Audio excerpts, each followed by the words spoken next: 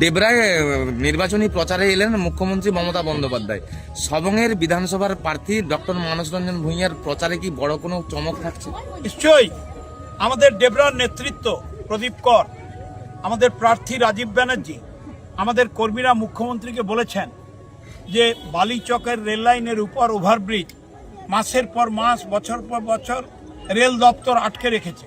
পশ্চিমবঙ্গ সরকারের পূর্ত দপ্তর কাজটা করে দিয়েছে, কিন্তু অত্যন্ত দুঃখের বিষয় সবং, পিংলা, ময়না, ডেবরা, খড়গপুর লোকাল, নারায়ণগড়, পটাশপুর, ভগবানপুর, ময়না, এতগুলো ব্লকের মানুষ আজকে 4 বছর ধরে 5 বছর ধরে ভুগছে।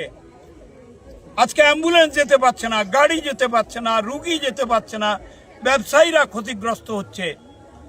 ইচ্ছাকৃতভাবে কেন্দ্রের রেল দপ্তর বালিচকের ওই ওভারব্রিজের রেলের অংশ জুড়ছে না। মুখ্যমন্ত্রী এটা শুনেছেন, তিনি তার ভাষণে এটা উল্লেখ করেছেন।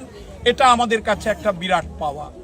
তিনি বলেছেন বাংলায় আমরা আবার ফিরে আসছি, আর এমনভাবে ভোট দিন যাতে করে এই দুরাচারীরা, রাজনৈতিক ব্যভিচারীরা, এই বিজেপি কখনোই বাংলার মাটিতে প্রতিষ্ঠিত হতে না পারে।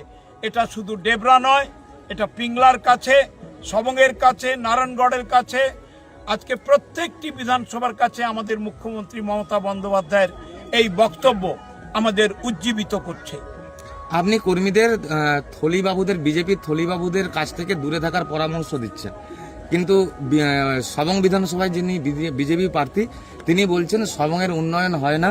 সবংয়ের উন্নয়ন যদি হয়েছে মানস ভূঁইয়ার হয়েছে, মানস ভূঁইয়ার ছেলের হয়েছে, মানস ভূঁইয়ার স্ত্রীর হয়েছে। কি বলবেন? দেখুন, আমি কোনো ব্যক্তিগত আক্রমণের কোনো পদ্ধতিতে থাকি না, যাইও না, আর এই ধরনের নোংরা প্রশ্নের উত্তরও দিই না। যাদের মনগুলো খুব সংকুচিত তারা সংকুচিত মন্তব্য করে। সবং পিংলার, সবংয়ের 13টি অঞ্চল, পিংলার 3টি অঞ্চলের মানুষদের জিজ্ঞেস করবেন, প্রধানদের জিজ্ঞেস করুন, মানুষদের জিজ্ঞেস করুন। সবংয়ে 52টা জল প্রকল্প হয়েছে, ভারতবর্ষের কোথাও হয়নি। বিজেপির নরেন্দ্র মোদী প্রধানমন্ত্রী, তার বেনারসের 7টি বিধানসভার একটিতেও হয়নি। পিংলাতে আমরা 18টা জল প্রকল্প করে দিয়েছি, আমাদের 3টা অঞ্চল এবং পাশের অঞ্চলগুলো সমেত। ভারতবর্ষের নিরিখে সবং পিংলার এই যে জলের উন্নয়নে এত প্রকল্প করেননি মমতা ব্যানার্জি ছাড়া। 2, সবং পিংলার আমার 3টি অঞ্চলকে নিয়ে, সবংয়ের 13টি নিয়ে আমরা 1685টা রাস্তা করে দিয়েছি। পশ্চিমবঙ্গে শুধু নয়, এই মেদিনীপুর জেলায় শুধু নয়, সারা বাংলার বুকে আমরা এই 3টি অঞ্চল 5, 9, 10 আর সবংয়ের 13টি অঞ্চল পশ্চিমবঙ্গে 1 নম্বর। আমার পূর্ত কর্মাধ্যক্ষ তরুণ মিশ্র আমার পাশে দাঁড়িয়ে আছেন, আমার সভাপতি পাশে দাঁড়িয়ে আছেন এখানকার অঞ্চলে। আমরা এখানে যতগুলো সুস্বাস্থ্য কেন্দ্র, যতগুলো সাব সেন্টার করেছি, মেদিনীপুর জেলার অনেক জায়গাতে হয়নি। আমরা এখানে বাড়ি যেভাবে মাননীয় মুখ্যমন্ত্রী দিয়েছেন সবং এবং পিংলার 3টা অঞ্চলে, তা সবচাইতে 1 নম্বরে আছেন। আরও আনন্দের ব্যাপার, আমার জেলা পরিষদের সভাধিপতি যিনি নারায়ণগড়ের প্রার্থী, তার নেতৃত্বে এই মুহূর্তে আমরা উন্নয়নের কাজে পশ্চিম মেদিনীপুর জেলা 23টি জেলা পরিষদের মধ্যে 1 নম্বর। 1 নম্বর। আমরা দেখেছেন যে ইরিগেশনের কতগুলি কাজ করছি। 12 সালে মুখ্যমন্ত্রীর উপস্থিতিতে আমরা কেলেঘাই, কপালেশ্বরী, বাঘাই, চন্ডিয়া সংস্কার করতে শুরু করেছিলাম, সঙ্গে 16টি খাল। আবার আমরা 25 সালে বাঘাই, চন্ডিয়া, কেলেঘাই, কপালেশ্বরী আবার নো কস্টে আমরা ড্রেজিং করা শুরু করে দিয়েছি। আপনি জানেন ইতিমধ্যে আমরা ট্রাইবাল কালচারাল সেন্টার তৈরি করেছি, মেদিনীপুর জেলায় কোথাও নেই। সবং কলেজে আমরা অলচিকি হরপে আদিবাসীদের জন্য সাঁওতালি ভাষায় পড়াশুনো চালু করে দিয়েছি। 6টি সাবজেক্টে আমরা MA MSc খুলেছি। পিংলা কলেজেও আমরা MA MSc খুলে দিয়েছি। আমরা 290টি আর পিংলায় 110টি হাইমাস্ট লাইট করে দিয়েছি।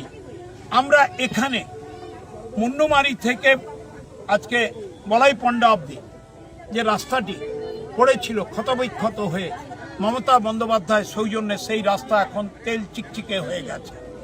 আমরা এখানে পিংলাতে আমরা প্রত্যেকটি গ্রামীণ এলাকায় বেছে বেছে কালভার্ট, ছোট রাস্তা, ছোট কংক্রিট আমরা করে দিচ্ছি।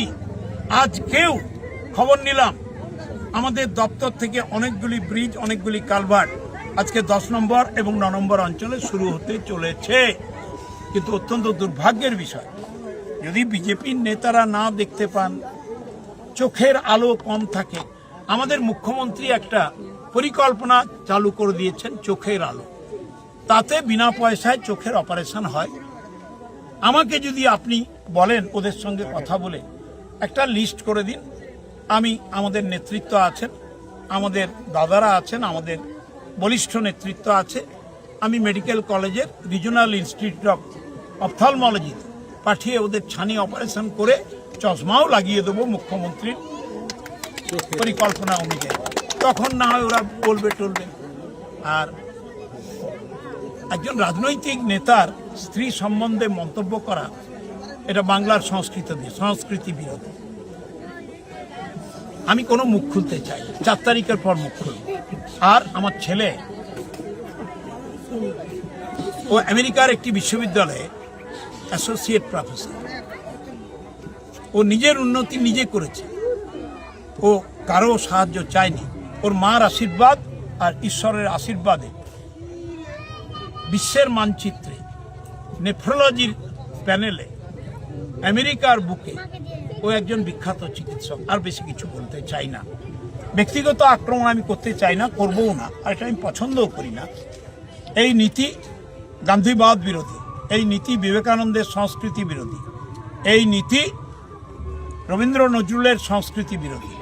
আসলে ওরা গান্ধী হত্যাকারী গডসের মূর্তি পুজো করে, তো ফলে মানুষকে সম্মান দিতে ভুলে গেছে।